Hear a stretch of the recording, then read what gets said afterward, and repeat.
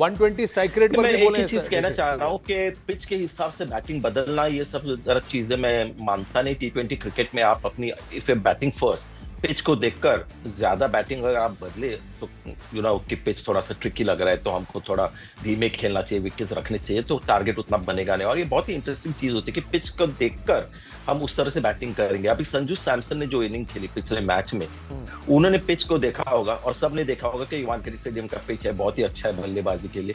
तो मन में आता है कि 200 बनाएंगे, लेकिन वो अपने शैली में खेल रहे थे। हर बॉल को अपने एक मेरिट पे डील कर रहे थे। उनको लग रहा था कि नहीं, इस बॉल पे छक्का लग सकता है, इस बॉल पे चौका लग सकता है, तो इसके वजह से 240 बने। और वो अंत तक हमें लग रहा था कि वो भी, उसमें भी टेंशन आ गई थी। करेक्ट। तो पिच के हिसाब से प्लानिंग करना, ये मेरे को लगता है बहुत ही, हमेशा मैं मानता हूँ पर ग्राउंड के हिसाब से हम प्लानिंग कर सकते हैं कि नहीं सर? मैं आई जस्ट नहीं, बैटिंग फर्स्ट में वो एक दिक्कत होती है आनंद, कि बैटिंग फर्स्ट में आपको कभी पता नहीं चलता कि what is an ideal score. मैं स्कोर भी नहीं कह रहा हूँ सर, क्योंकि ये ग्राउंड बड़ा है। पिछली बार जब हमको जो इस टीम के साथ हम लोग खेले थे, जब अभिषेक शर्मा आउट हो गए थे, सब ने पकड़ा, ये यूएसए ने प्लान किया था अच्छे से कि सब 6 मारने गए थे। जब ग्राउंड बड़ा होता है तो कि बाउंड्री निकालना, कि फोर्स कैसे निकालें और 1s and 2s में हर बॉल पे स्कोर करना, ये तो हम रणनीति बना सकते हैं। जब आपने पूछा था अभी उमेश से भी, मुझे भी मैंने वही बोला, जब बड़ा ग्राउंड होते हैं, बहुत लोग good ball also should be a single. हमने वो बात किया था, संजय ने भी बात किया था, इन ए T20 और T10 when the format is shorter, the best ball of the bowler may be the dot ball. हम जो एप्स में भी दिखाए, वो dot ball ratio has to be much lesser if you want to win a world cup 100%। When you take the first match to the last match, most of the World Cup team who's won the World Cup will be very less dot balls। तो मुझे इस ground में, जब आपका ground बड़ा होता है, you should run the first run fast like old school। मैं अभी भी बोलता हूँ old school is the best school। Even if it is going straight to the fielder, don't go relax। Make that first run fast। पहला run fast दौड़ो, Put the ताकि pressure दूसरे on का the fielder। चांस बना दो। Best of the best fielders World Cup final और knockouts में हमने देखे, they miss the runouts, they miss field। So we have to put pressure on the field। It's a big ground. There will be 1s, 2s, 3s, boundaries, hit 6s when it's there।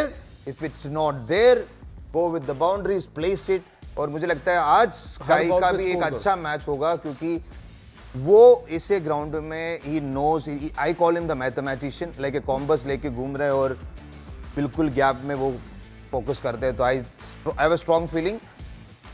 सिर्फ इतना है, मैं बोलूँगा, negative नहीं बोल रहा, but फिर भी न्यूजीलैंड की जो बॉलर्स वेराइटीज यूज़ करते हैं, क्रीज यूज़ करते हैं, पीछे से बॉल डालते हैं, wide of the crease, middle of the crease, आगे स्लोअर बॉल वेरिएशन भी करते हैं। तो our batsman should not think that it's coming from a bowling machine.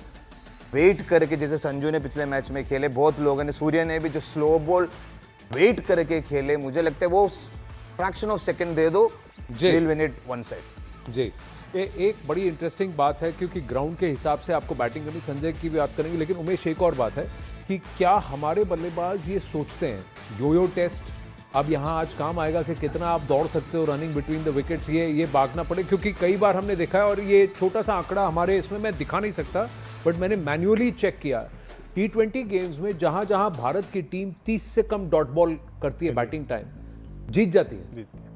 They win far more when they have less dot balls। ये India के साथ है, और 200 के पार या 200 के करीब स्कोर तब पहुंचता है जब इनके डॉट बॉल्स कम होते हैं। जी बिल्कुल, मुझे लगता है जिंदगी एक दौड़ ही है। दौड़ तो करते रहनी पड़नी है, और स्पोर्ट्स कोई भी ले लो, भागते रहना बहुत ज़रूरी है आपके लिए। तो वो आपका पता चलता है, आपका स्टेमिना लेवल, आप किस तरह से प्रैक्टिस करते हो, आप सिर्फ आपकी बैटिंग पे काम कर रहे हो कि आपके फिटनेस पे भी काम कर रहे हो। तो क्योंकि स्पोर्ट्स में दोनों चीज़ चाहिए। और बात रही विकेट के हिसाब से खेलने की, तो मुझे लगता है कि आप विकेट जब टर्निंग हो या जैसा भी हो, वहाँ पे आपको ऑप्शन ढूंढने पड़ते हैं कि मैं अगर यहाँ विकेट टर्न कर रहा तो मैं रन कैसे बना सकता हूँ ज़्यादा इस गेंदों पे, और किस एरियाज में ज़्यादा खेल सकता हूँ, या मैं कैसे और अपना स्ट्राइक रेट ऊपर लेके जाऊँ। मुझे पता है एज अ बैट्समैन, उनको पता, मुझसे बेटर पता होगा, आई नो। बट मुझे लगता है कि आप जब तक ऑप्शन नहीं ढूंढेंगे, क्योंकि एज अ बॉलर हम भी ऑप्शन ढूंढते हैं जब विकेट स्लो होता है या बॉल नहीं फंस रहा है, अगर स्किट हो रहा है, तो हम भी ऑप्शन ढूंढते हैं। तो वैसे बैट्समैन को भी करना चाहिए कि मुझे, आपको ऑप्शन पता होना चाहिए कि अगर विकेट ऐसा है तो मुझे कैसे खेलना है। संजय सर, रौनक है, मैं अभिषेक शर्मा के लिए क्या स्ट्रैटेजी होना चाहिए, ऑफ स्पिन को कैसे खेलना है आज के टाइम पे, वो, और अगर because Abhishek according to Monty Abhishek आज नहीं खेलने वाले हैं। फिन एलन के लिए क्या स्ट्रैटेजी होनी चाहिए? तो सेकंड क्वेश्चन मॉन्टी से था, पहला आपसे कि अभिषेक शर्मा को आज क्या करना चाहिए? पास करना चाहिए? लास्ट टाइम हमने देखा संजू ने बोला भाई थोड़ा रुक के खेल, थोड़ा बॉल जाने दे, फिर थोड़ा मोमेंटम आएगा फिर मारना। What's your take? नहीं, आई थिंक उसको अपना नेचुरल गेम ही खेलना चाहिए। अगर वो दूसरा गेम खेलने जाएंगे तो फंस जाएंगे। He is a young player और इतने जल्दी आपके करियर में you can not find plan B. थोड़ा बहुत आप चेंज कर सकते हैं, लेकिन he has to think attack all the time. और उनके पास एक ऑफ स्पिनर है, नाम बहुत ही कॉम्प्लिकेटेड है उनका, वो जरूर उनके खिलाफ आएंगे। तो अभिषेक शर्मा को उसी तरह खेलना चाहिए, लेकिन आज देखना पड़ेगा कि अपने आप को कितना बैक करते हैं। जो अभी तक हमने देखा है, he is trying to play the attacking game, लेकिन वो कन्विक्शन जो बात होती है ना, एक फीलिंग होती है कि अगर मैं ये सोच रहा हूँ तो ये होगा, वो थोड़ा उसमें डाउट आ गया because of the start that he had, और इतनी बातें हुई उनकी आउट ऑफ फॉर्म की। तो वो एक उनका मसला है, लेकिन गेम नहीं चेंज करना पड़ेगा। थोड़ा सा अपने आप को कैसे भी करके कंडीशन करके बैक करना पड़ेगा। और फिन एलन को कैसे रोकना है मुझे पता नहीं। हमारे पास उतने अच्छे बॉलर्स हैं जो उनको पूछते ना, उनको पूछते हैं। हाँ, Yes, हाँ, yes, और Monica. एक ही चीज न्यूजीलैंड की जो मैं कह रहा हूँ ना, बॉलिंग अटैक जो है न्यूजीलैंड का, अभी प्योर क्रिकेटिंग जो कॉम्बिनेशंस है बॉलिंग अटैक के, एक लॉकी फर्गसन है जो 140 के ऊपर गेंदबाजी करते हैं, लेकिन बाकी उनके सब बॉलर्स अगर देखें ना, मैट हेनरी ने रोहित शर्मा को इतना परेशान किया था टेस्ट मैचेस में। तो ये जो बॉलर्स हैं उनके जो 120 130 डालते हैं, या जिमिनेशन भी खेलेंगे, सो उनके पास 3 सीम बॉलर्स है, जिसमें से एक ही 140 वाला है, 2 बाकी 120 130 वाले, और 3 स्पिनर्स हैं। तो ये जो बॉलिंग अटैक है, अगर पिच रफ हो तो ये भारत के लिए बिल्कुल आइडियल बॉलिंग अटैक नहीं है, मैं मानता हूँ। जोफ्रा आर्चर भारत के लिए परफेक्ट बॉलर था, एकदम संजू सैमसन के लिए, सबके लिए। तो आज वो थोड़ा सा उनको पता चलेगा कि ये जो टीम है और इनकी जो बॉलिंग है, लाइक मैट हेनरी, आप वॉच कीजिए, मैं उनको बहुत हाईली रेट करता हूँ। संजू सैमसन को कैसे गेंदबाजी ये करेंगे, तो ये एक अलग चैलेंज होगा bowling wise. I think New Zealand for Indian batting will be a great challenge. एक फिल एलन के बारे में आप अपनी, और कैसे आप उनके लिए बॉलिंग डालेंगे? क्या है ना, फिल एलन को कैसे आउट करना चाहिए। जो ओपनर्स है ना, इंडियन के जो ओपनिंग बॉलर्स है, बेबक्स करना चाहिए दोनों ओपनर्स को। क्या है, इतनी तकलीफ में देनी चाहिए। तकलीफ कैसे देनी चाहिए? आउटसाइड ऑफ स्टंप के बाहर बॉल होनी चाहिए और थर्ड मैन रखना चाहिए, बिकॉज कितने थिक एजेस जाएंगे, उधर से गए थे। एंड जो मार्करम था उसने फील्ड बदला नहीं, तो ये चीज स्काई को बड़ी अडेप्टेबिलिटी की आवश्यकता दिखानी पड़ेगी, जैसे जो कुछ हो रहा है। बिकॉज फिन एलन पूरे कॉन्फिडेंस में अभी बैटिंग करेगा, वो पूरे जोश से करेगा। एंड जो उसका पार्टनर है वो ज्यादा कट पुल्स खेलता है ना, क्या करना पड़ेगा ना आपको, जो बाउंड्री ऑप्शंस है उधर से डीप फील्डर रखना चाहिए। फिर वो सोचेगा मैं जो थिक एज थर्ड मैन में क्या छो सकता है, फिर मैं क्या करूं, गेम प्लान बदलेगा। जब गेम प्लान बदलेगा ना, फिर देखना कैसे दोनों ओपनर बेबक्स हो जाएंगे।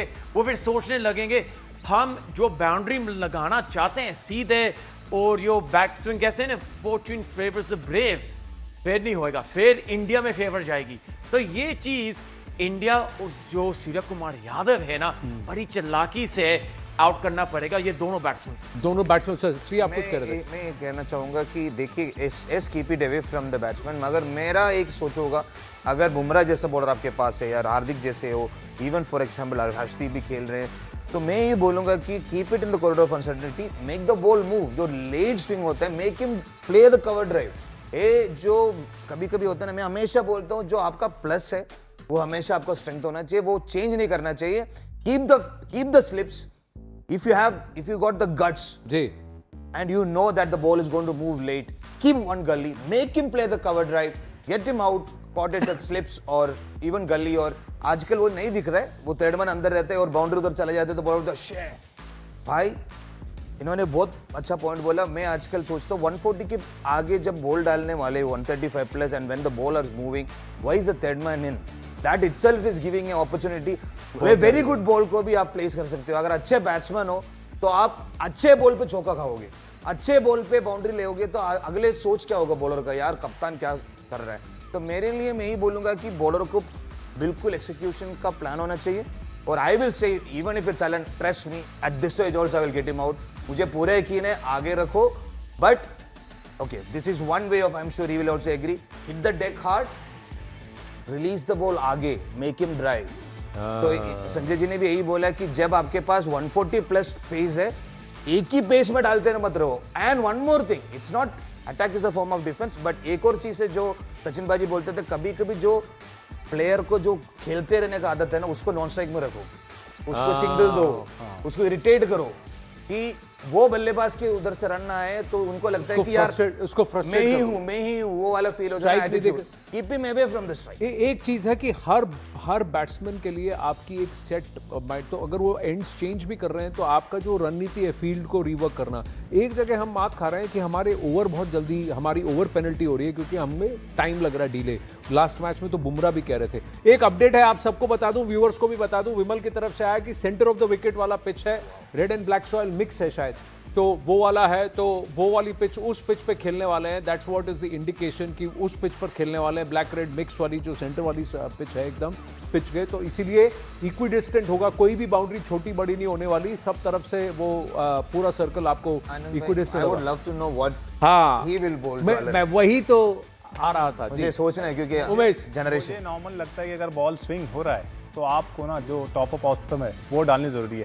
बैट्समैन के पास आप इतना क्लोज रहोगे, आपके आउट करने के चांस उतने ज़्यादा है। पर मुझे लग रहा है अगर स्टार्टिंग में उस लेंथ के साथ आपको वेरिएशन आप करोगे तो इस बहुत अच्छा होगा इंडियन टीम के लिए, क्योंकि दोनों बैट्समैन हार्ड हिटर हैं। चेंज ऑफ पेस बहुत इंपॉर्टेंट रहने वाला है इस मैच में, दोनों को अगर आपको आउट करना है, क्योंकि उन्होंने बहुत सारे चांसेस दिए हैं जी। सो मुझे लगता है up with the swing bowling and change of the pace India के लिए बहुत इंपॉर्टेंट रहने वाला है। इंडिया के बाद मुझे हमें एक यहाँ पर टीवी पे एक ब्रेक लेना पड़ेगा, लेकिन यूट्यूब पे ये ब्रॉडकास्ट जारी है। फट से ज्वाइन कर लीजिए हमें यूट्यूब पर, क्योंकि अगली बातचीत ये है कि न्यूजीलैंड की टीम में ऑफ स्पिनर कई सारे हैं, बहुत तेरे हैं, और हमारी परफॉर्मेंस यूट्यूब पे आपको बताएंगे ऑफ स्पिन के खिलाफ क्या है।